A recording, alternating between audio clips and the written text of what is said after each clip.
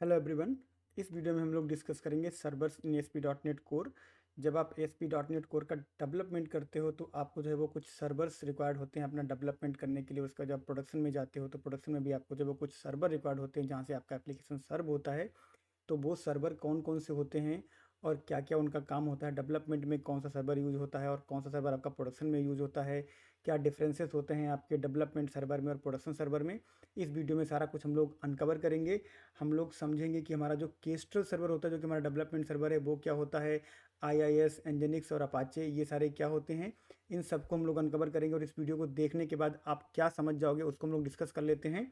तो हम लोग डिस्कस करेंगे कि हमारा जो है वो केस्ट्रल क्या होता है, केस्ट्रल क्यों अलोन जो है वो इनफ नहीं है आपके प्रोडक्शन सिनेरियोज के लिए, क्या रोल है आपके प्रॉक्सी सर्वर्स का, IIS, Nginx और अपाचे जो है वो क्या होते हैं, क्या फीचर्स और फंक्शनलिटी प्रोवाइड करते हैं जो कि आपकी केस्ट्रल में नहीं होती है, और कब केस्ट्रल अलोन इनफ है यूज़ करने के लिए। तो कुछ सिनेरियो ऐसे भी होते हैं जहाँ पे आप केस्ट्रल को जो है वो सीधा यूज़ कर सकते हो, तो वो भी हम लोग समझेंगे।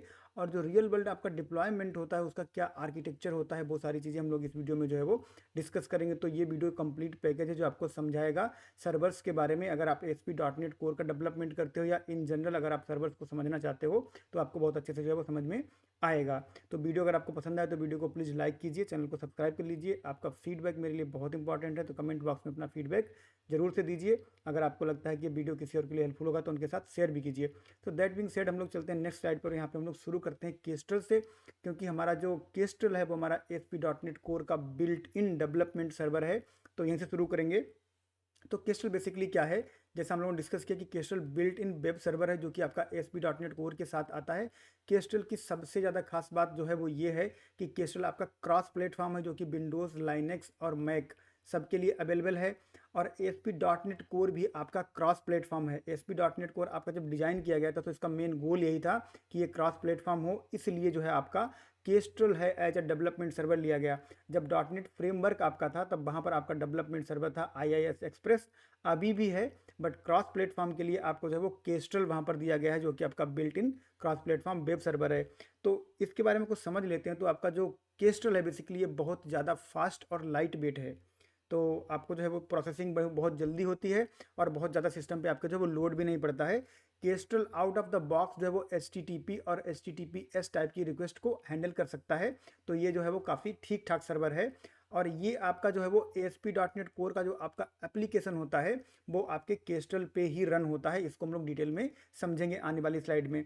तो एनालॉजी को अगर आप समझो तो मान लो कि आपके पास एक कार है और कार में केस्ट्रल कहाँ पर फिट होता है। तो केस्ट्रल जो आपका है वो एक आपके इंजन के जैसे काम करता है जो बहुत पावरफुल है और इफ़िशियंट है। लेकिन केस्ट्रल जो है वो आपकी ट्रैफिक के लिए, सिक्योरिटी के लिए और चेक पॉइंट्स के लिए जो है वो जिम्मेदार नहीं है। आपका कार का जो इंजन होता है वो इन सब चीज़ों के लिए जिम्मेदार नहीं होता है। वैसे ही केस्ट्रल को आप एक कार के इंजन के जैसे समझ सकते हो। बाकी सेफ्टी एंड सिक्योरिटी के लिए आपको प्रॉक्सी सर्वर जो है वो लेने पड़ते हैं, जैसे ही आपको अपने कार में जो है वो बाकी सारे सेफ्टी एंड सिक्योरिटी के फीचर देखने पड़ते हैं। तो यहाँ पे मैंने एक छोटा सा आर्किटेक्चर बनाया है। तो जब आप डेवलपमेंट कर रहे हो तो यहाँ पे जो आपका डेवलपर है बेसिकली वो क्या करता है, वो रिक्वेस्ट भेजता है आपके केस्ट्रल सर्वर को, और केस्ट्रल रिक्वेस्ट भेजता है आपके जो आपका जो वेब ऐप होता है उसको। और उसके बाद वेब ऐप जो है वो आपकी रिक्वेस्ट को प्रोसेस करता है, पूरा मिडिल वेयर पाइपलाइन आपकी एग्जीक्यूट होती है। और सारी प्रोसेसिंग होने के बाद में जो आपका ऐप है वो वापस दे देता है रिस्पांस आपके सर्वर को, और सर्वर से होते हुए रिस्पांस वापस कहाँ चला जाता है, ये चला जाता है यूजर के पास। तो ये डेवलपमेंट में आपका जो सर्वर है उसकी लाइफ साइकिल है कि किस तरह से आपकी रिक्वेस्ट जो है वो केस्ट्रल के थ्रू आपके एप्लीकेशन में फ्लो होती है और उसके बाद वापस किस तरह से रिस्पांस यूजर को मिलता है। तो ये बात होगी हमारी केस्ट्रल की एज अ डेवलपमेंट सर्वर, जो कि इतना कैपेबल तो है कि HTTP और HTTP रिक्वेस्ट को जो है वो हैंडल कर पाए। नेक्स्ट चलते हैं, हम लोग समझ लेते हैं कि क्या केस्ट्रल सिर्फ डेवलपमेंट के लिए है। ऐसा नहीं है। हम लोगों ने अभी डिस्कस किया था कि केस्ट्रल इतना कैपेबल है कि वो HTTP और HTTPS रिक्वेस्ट को जो है वो सीधा ही हैंडल कर सकता है, बट उसके कुछ पॉइंट्स हैं जो आपको ध्यान रखने चाहिए। तो ये मिसकंसेप्शन है कि केस्ट्रल सिर्फ डेवलपमेंट सर्वर है। ये सिर्फ डेवलपमेंट सर्वर नहीं है। Kestrel is a production ready server, और वो आपका जो है वो ट्रैफिक इंटरनेट से ले सकता है और उसको डायरेक्टली जो है वो प्रोसेस करके सर्व कर सकता है। बट कुछ चीज़ें जो हैं जिनको हम लोग डिस्कस करेंगे वो आपको जो है वो ध्यान रखनी चाहिए। जो आपके मोस्ट रियल वर्ल्ड सिनेरियो होते हैं वहाँ पर क्या होता है कि आपको जो है वो सिर्फ एक फास्ट इंजन नहीं चाहिए होता है, आपको सेफ्टी, सिक्योरिटी और वो सारी चीज़ें जो है वो चाहिए होती हैं। तो ऐसा नहीं है कि HTTP या HTTPS रिक्वेस्ट सर्व कर रहा है तो पर्याप्त हो गया, ऐसा नहीं है। आपको जो है वो ऑथेंटिकेशन, ऑथराइजेशन, आपका URL रीराइटिंग और आपका जो है वो रिक्वेस्ट फ़िल्टरिंग, वो सारी चीज़ें जो है वो मिलनी चाहिए। लोड बैलेंसिंग आपके पास होनी चाहिए और सारी चीज़ें होती हैं।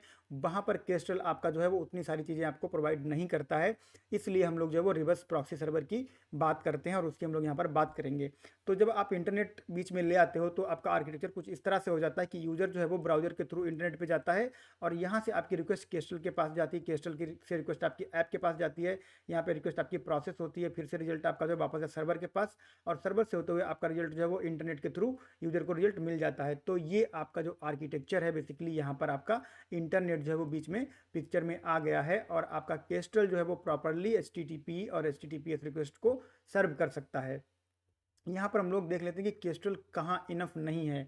अगर आपको एडवांस सिक्योरिटी चाहिए है तो आप जो है वो केस्ट्रल को यूज़ नहीं करेंगे, वहाँ पे आपको एडवांस लेवल की सिक्योरिटी नहीं मिलती है। ट्रैफिक मैनेजमेंट आप नहीं कर पाओगे। अगर आपके पास जो है वो हाई वॉल्यूम ऑफ रिक्वेस्ट आ रहा है तो आप जो है रिक्वेस्ट रीराउटिंग और वो सारी चीज़ें, रिक्वेस्ट फिल्टरिंग वगैरह जो आपको नहीं मिलती है केस्ट्रल में बिल्ट इन, तो वहाँ पर आपको जो है वो किसी दूसरे सर्वर को कंसिडर करना पड़ेगा। और इसीलिए हम लोग जो है वो रिवर्स प्रॉक्सी सर्वर, जो आपके फुल फ्लेज सर्वर होते हैं, जैसे कि आपका IIS हो गया, Nginx हो गया, अपाचे हो गया, तो उनको as a reverse proxy server हम लोग यूज करते हैं। लोड बैलेंसिंग आपकी जो है वो केस्ट्रल सपोर्ट नहीं करता है।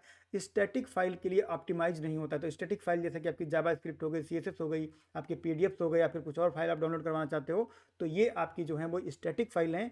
और स्टैटिक फाइल के लिए आपका जो केस्ट्रल सर्वर है वो ऑप्टिमाइज नहीं है, तो आपको जो वहाँ पर परफॉर्मेंस इशूज देखने को मिलेंगे। प्रोसेस सुपरविजन आपको नहीं मिलता है।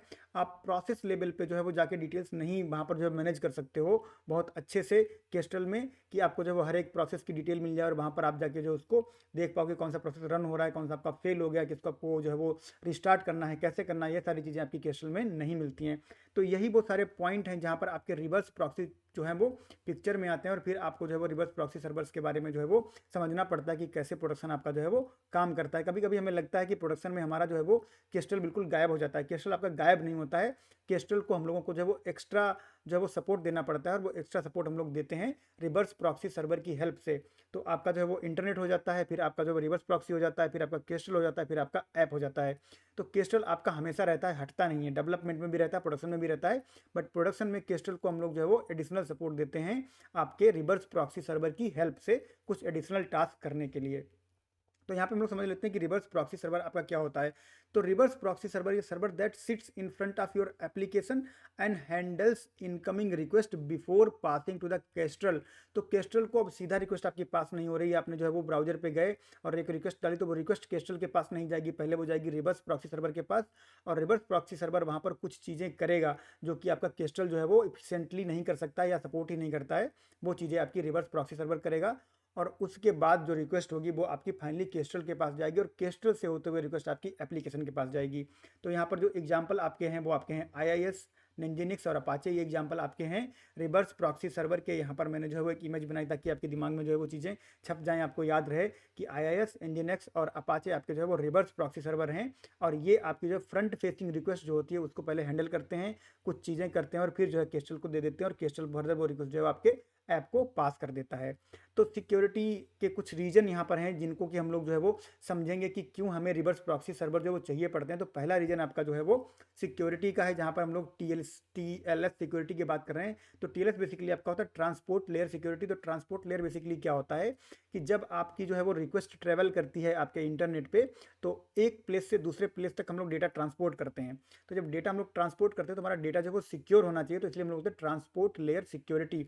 तो क्या करता है आपका जो रिवर्स प्रॉक्सी सर्वर होता है बेसिकली, वो आपकी रिक्वेस्ट को एंड टू एंड इनक्रिप्ट कर देता है। HTTPS जो आपका है वो सिक्योर HTTPS है और वो क्या करता है कि जो आपका रिवर्स प्रॉक्सी सर्वर होता है वो HTTPS प्रोटोकॉल जो है यूज करता है और उससे क्या करता है कि आपकी जो रिक्वेस्ट है वो एंड टू एंड इनक्रिप्टेड हो जाती है। पूरा का पूरा आपका जो डेटा है वो इनक्रिप्ट रहता है। डेटा के अंदर आपका जो सेंसिटिव डेटा होता है वो फर्दर इनक्रिप्ट रहता है, बट आपकी जो रिक्वेस्ट होती है उसका सारा का सारा डेटा जो है वो एंड टू एंड इनक्रिप्ट रहता है। इसमें क्या होता है कि जो TLS के सर्टिफिकेट्स होते हैं, जो भी आपके सर्टिफिकेट हों, HTTPS के हो गए या फिर कोई और आपका इंक्रिप्शन का सर्टिफिकेट है वो हो गया, तो वो सारे आपके वहाँ पर जो है वो हैंडल होते हैं रिवर्स प्रॉक्सी सर्वर में। जो आपकी HTTPS का नेगोशिएशन होता है कि आपकी जो है वो HTTPS किस तरह से जो है वो स्टेटलेस बिहेव करेगी, कैसे आपका जो है वो डेटा जाएगा और कब आपका डेटा जो है वो फिर वाइप आउट हो जाएगा, फिर दूसरी रिक्वेस्ट जाएगी और फिर उसको जो है वो पूरा का पूरा नया डेटा जो है वो लेके जाना पड़ेगा। प्रीवियस रिक्वेस्ट को जो है वो आपकी नेक्स्ट रिक्वेस्ट का कोई आइडिया नहीं रहेगा और कोई भी डेटा आपका वहाँ पर नहीं रहेगा। तो ये HTTPS का नेगोशिएशन आपका जो है वो कहाँ पर होता है, वो होता है आपका रिवर्स प्रॉक्सी सर्वर में। उसके बाद में रिक्वेस्ट फिल्टरिंग आपकी होती है कि आपने कोई रिक्वेस्ट डाली वहाँ पे, तो क्या आप ऑथराइज्ड यूज़र हो उस रिक्वेस्ट को जो है वो पूरा का पूरा गेट थ्रू करने के लिए, कि क्या आपको जो है वो रिजल्ट मिलना चाहिए। अगर आपकी रिक्वेस्ट गई तो वो चेक करेगी कि 100 एम्प्लॉयज़ हैं, 100 एम्प्लॉयज़ में से आप कितने एम्प्लॉयज़ को जो है वो देखने के लिए एलिजिबल हो, क्योंकि आप मैनेजर हो और आपके अंडर अगर 10 एम्प्लॉयज़ असाइन हैं तो 90 एम्प्लॉयज़ आपको जो है उनका डेटा नहीं दिखना चाहिए, सिर्फ 10 एम्प्लॉय का दिखना चाहिए। तो वो फिल्टरिंग वगैरह आपकी यहीं पर होती है, ऑथेंटिकेशन ऑथराइजेशन वो सारा आपका यहाँ पे होता है।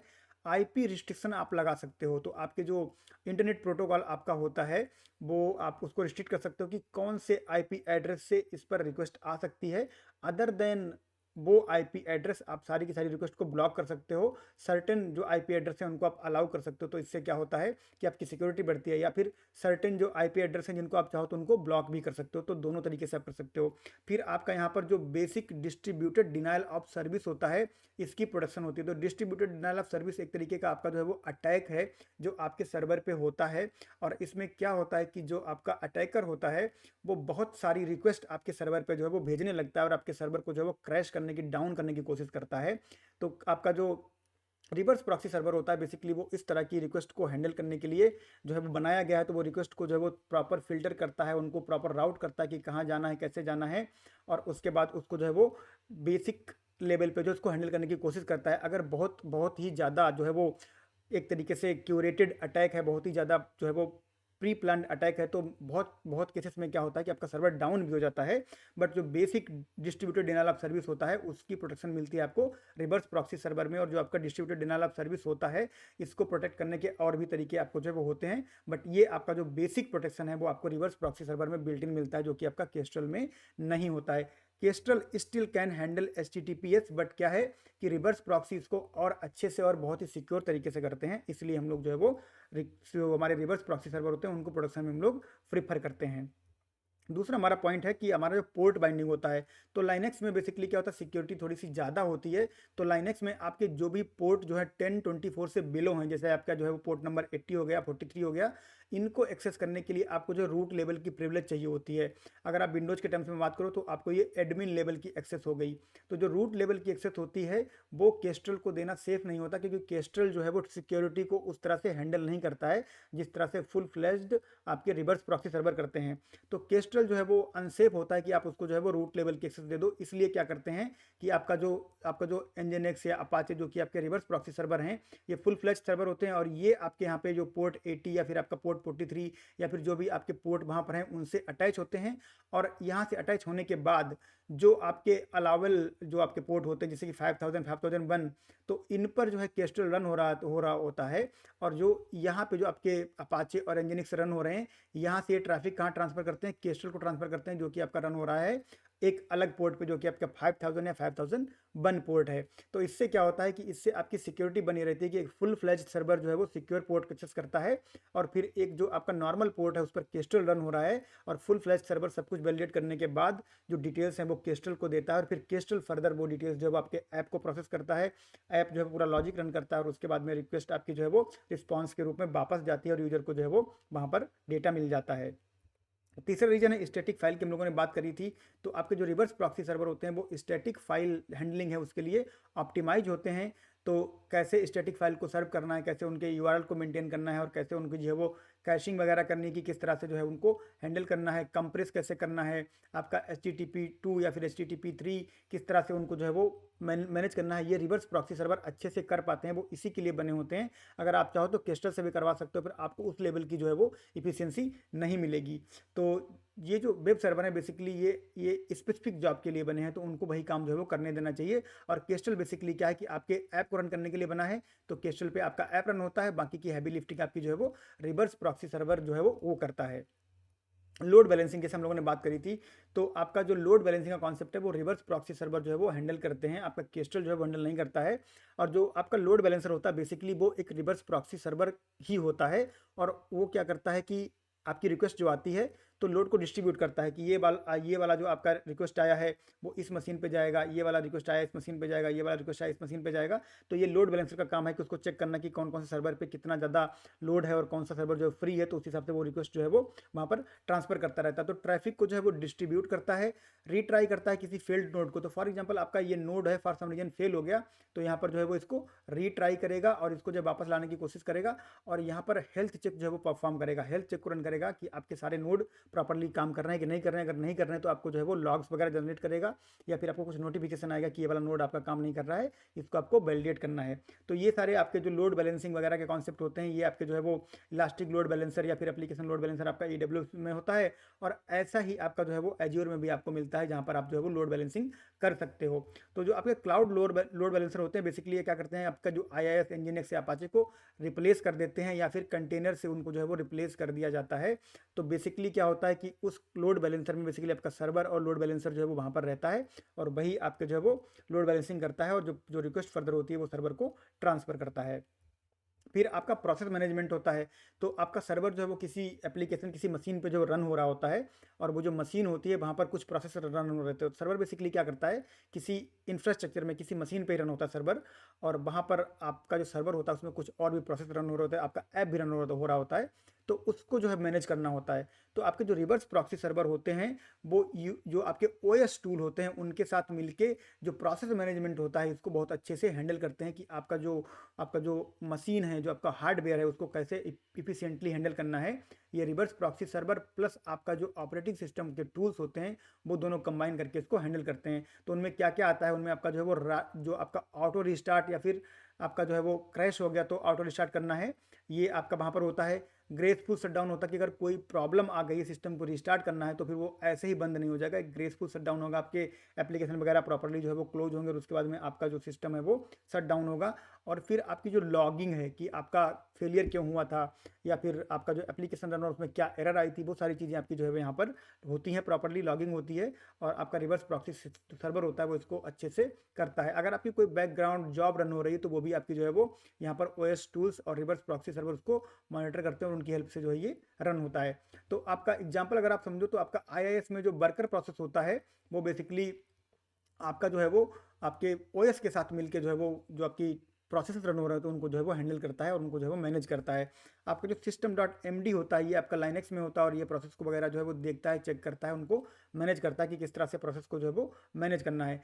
केस्ट्रल जो है वो अपनी लाइफ साइकिल को अकेले मैनेज नहीं कर सकता, इसलिए हमें प्रॉक्सी जो सर्वर है वो चाहिए होता है, क्योंकि केस्ट्रल के पास में ये जो आपके प्रोसेस मैनेजमेंट वाली कैपेबिलिटी है ये नहीं होती है। इसलिए हम लोगों को रिवर्स प्रॉक्सी सर्वर वहाँ पर रखना पड़ता है, क्योंकि जब आप प्रोडक्शन में होते हो तो प्रोडक्शन में आपको बहुत सारी चीज़ों का जो है वो ध्यान रखना पड़ता है।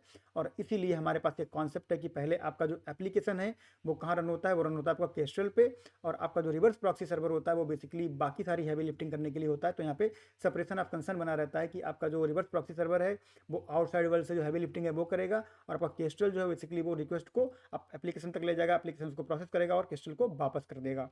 तो अब हम लोग यहाँ पर देख लेते हैं कि आर्किटेक्चर किस तरह से दिखता है। हमने थोड़ा थोड़ा डिस्कस किया था, थोड़ा थोड़ा और समझ लेते हैं।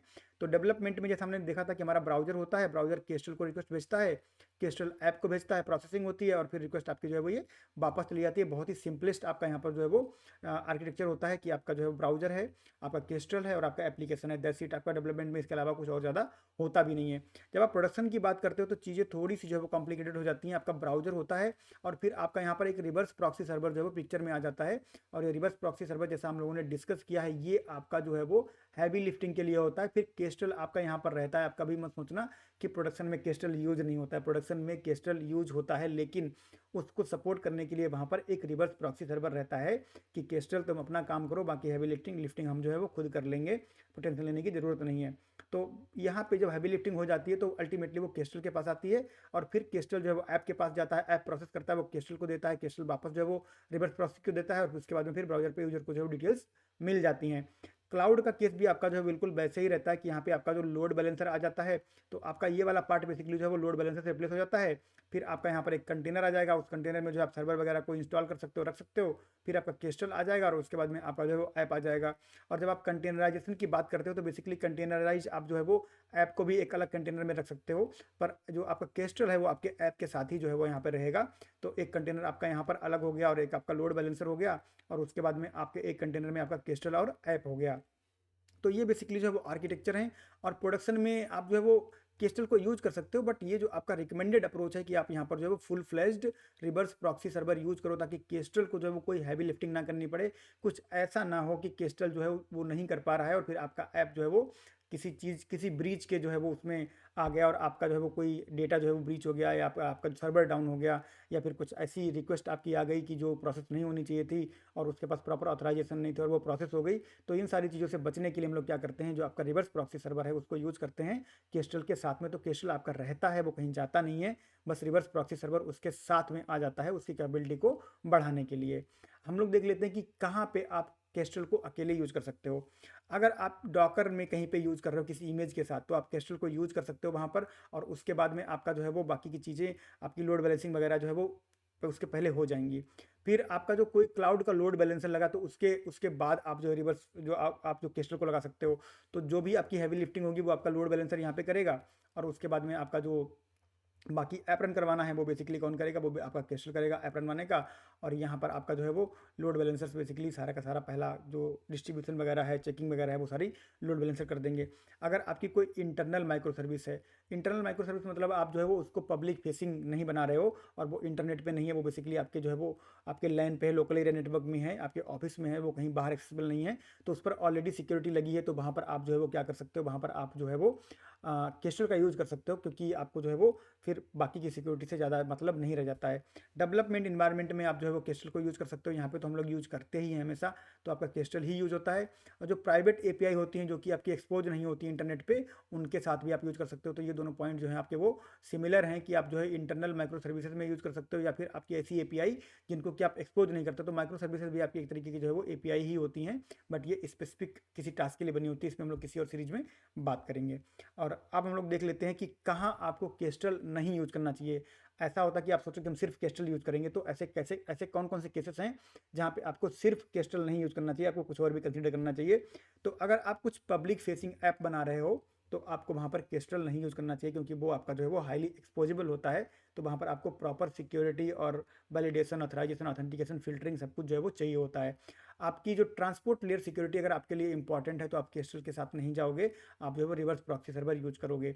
अगर आपको लोड बैलेंसिंग करनी है तो केस्टल के साथ आप नहीं कर पाओगे, सपोर्ट ही नहीं करता है, आपको जो है वो रिवर्स प्रॉक्सी सर्वर चाहिए पड़ेगा। अगर आपको स्टैटिक फाइल ऑप्टिमाइज्ड चाहिए है, तो आपको रिवर्स प्रॉक्सी सर्वर लेना पड़ेगा। केस्टल जो है वो स्टैटिक फाइल के लिए ऑप्टिमाइज नहीं है। अगर आपको एडवांस सिक्योरिटी जो है वो चाहिए है, तो फिर आपको रिवर्स प्रॉक्सी सर्वर के साथ जाना पड़ेगा। आपका जो केस्टल है वो आपको जो है वो एडवांस सिक्योरिटी फीचर्स जो प्रोवाइड नहीं करवाता है। सो दैट बीइंग सेड, ये वाला हमारा जो वीडियो था वो हमारा यहाँ पर जो है वो कंप्लीट हो गया है। And thank you for being in this video till time. अगर आपको वीडियो जो है पसंद आया तो वीडियो को प्लीज़ लाइक कीजिए, चैनल को सब्सक्राइब कर लीजिए। मैंने आपका कॉन्सेप्ट क्लियर करने की कोशिश की है कि आपको जो है वो समझ में आए कि आपके सर्वर्स जो है वो उनका क्या इंपॉर्टेंस होता है और कैसे आपके सर्वर जो है वो रन होते हैं। अगर आप कोई ऐप बनाओगे और उस ऐप को जो है वो रन करवाओगे, तो आपका जो ब्लैक विंडो रन होता है, कमांड लाइन रन होता है, वो आपका केस्टल होता है। और जब तक वो रन होता रहता है तब तक आपका ऐप जो है वो रन होता है। तो इसी सीरीज में हम लोग जब अगला वीडियो करेंगे जहाँ पे मैं जो है वो नेक्स्ट ऐप बनाऊंगा, तो मैं आपको दिखाऊंगा कि केस्टल आपका जो है वो कैसे रन होता है, और फिर उसको आप कैसे प्रोफाइल के थ्रू स्विच कर सकते हो, कैसे आप IIS को जो है वो वहाँ पर IIS एक्सप्रेस को रन करवा सकते हो।